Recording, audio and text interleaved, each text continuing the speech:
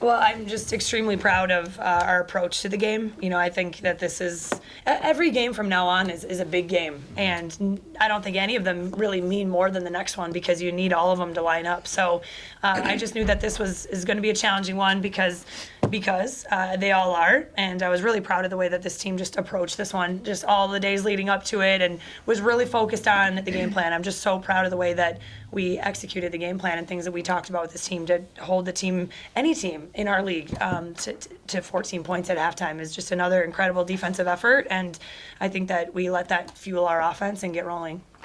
Knowing that you control your own destiny from here on out, pretty much, like how excited are you for the opportunity, what could be next Saturday against Purdue-Fort Wayne at home? Well, that's the position you want to be able to put yourself in, right? That's everything that you fight for all year long, is to be able to say that we're in control and that we do control our own destiny. So again, it's about these players. I think that you can see now in the last maybe 6 to 8 weeks or so, maybe that's not even enough time, but we just continued to trend up and up and up and put more pieces back together and just continue to attack adversity and go on the road and win tough wins, and it's just been a really, really cool journey to see. And I've had a lot of people tell me, and I agree with it, that we feel and we look like a different team. And from the inside out, it feels a little different, even from the beginning of the year, which is what you want. Mm-hmm. You want to see that growth. And I think that that's happening. And so I think you put yourself in a really good position with what's to come. But as we talked about, it's not just next Saturday. It's continuing to build forward. And I just think this team has such high potential. Jasmine, for you as a player, just for games like this coming up on the schedule, and now we're starting to get into the latter half of February and March, how exciting is this time, and knowing that you guys do control your destiny? Like Coach said, it's the position that you want to be put in, and I think over the span of my years, we've made it a step farther each time. So knowing how well we've progressed over the last 6 to 8 weeks, like Coach said, it's just really fun to think of all the potential that we have, and we know that we can do it, and it is good that it's in our own hands instead of somebody else controlling it. Yeah.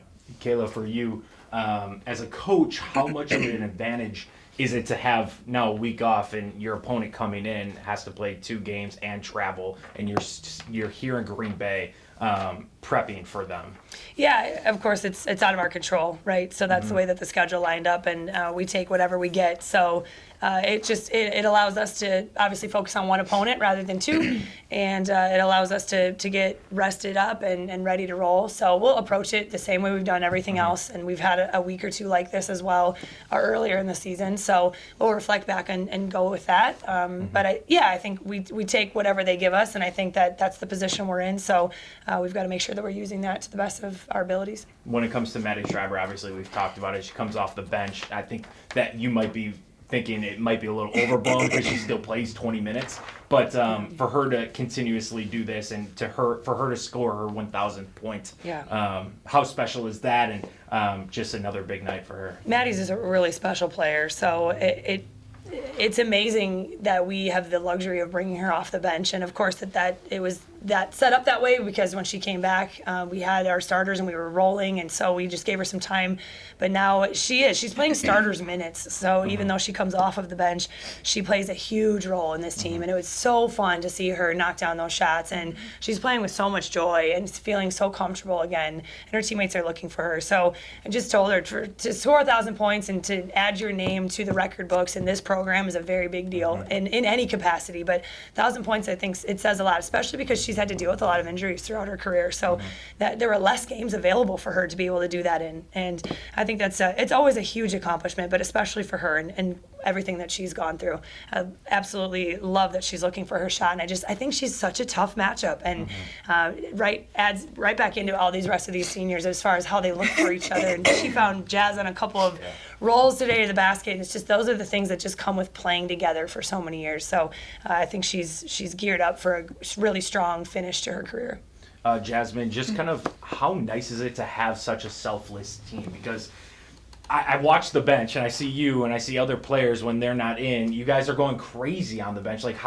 What's that dynamic like, and how much does it play to your advantage that you girls are in this just for the same common goal? Yeah, I mean, like you said, we are all here, and maybe it plays a part to experience, it plays a part to who we are as people, but we want to win. It doesn't matter if we're playing 20 minutes, the whole 40, if you're not getting in at all, like, we want to see each other succeed, and we know how fun it is to get to March, and whatever has to be done to get there, we're willing to do. And whether it's sacrificing minutes, shots, anything, like, we're happy for each other. And for you as a coach, Kayla, I mean, how much pride do you take in for these girls, and how proud are you that they are such a selfless team? Yeah. And it probably helps you and puts you at ease the way you coach as well. Yeah, I'm really glad you asked about it, because I don't think it's being talked about enough, because to have players like in our box score today, like a player like Nat McNeil only scored 2 points, and Callie Genke only scored 3 points, and Bailey only scored 1. That's just, that would cause rifts or problems in other places. And yet they're the first ones jumping off the bench when Jazz goes and scores, because today Jazz had a game and she went and got 12, and Maddie had 18, and now the next night it's going to be someone else's night. And I think that they saw that culture when they first came in and knew that it was like that. It's never really been about 1 or 2 or even 3 players in this program. It's been about everybody. So they sort of knew that, but you still have to buy in, and still day in and day out, you still have to be okay with not even playing 30 minutes today, which nobody even hit that number, and being okay with that and knowing that it's for the good of the team. And like Jess said, I think that the strength of the team can take you way farther than the strength of one individual player.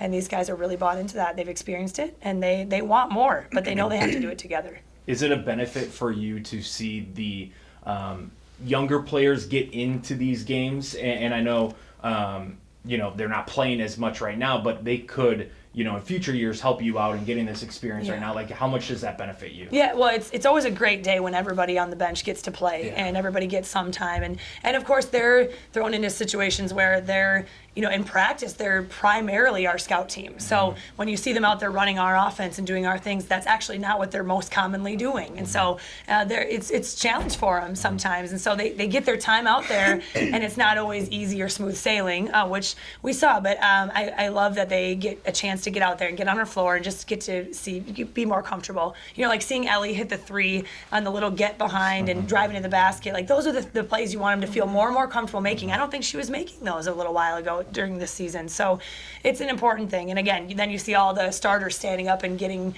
into the game as well and cheering them on. So that's always a good day when we're able to do that and build experience. This is my last question for both of you. I guess, Kayla, I'll start with you, and Jazz, you can add on to this. How nice will it be just to be at home for the regular season finale and play in front of these fans who, support you guys through and through?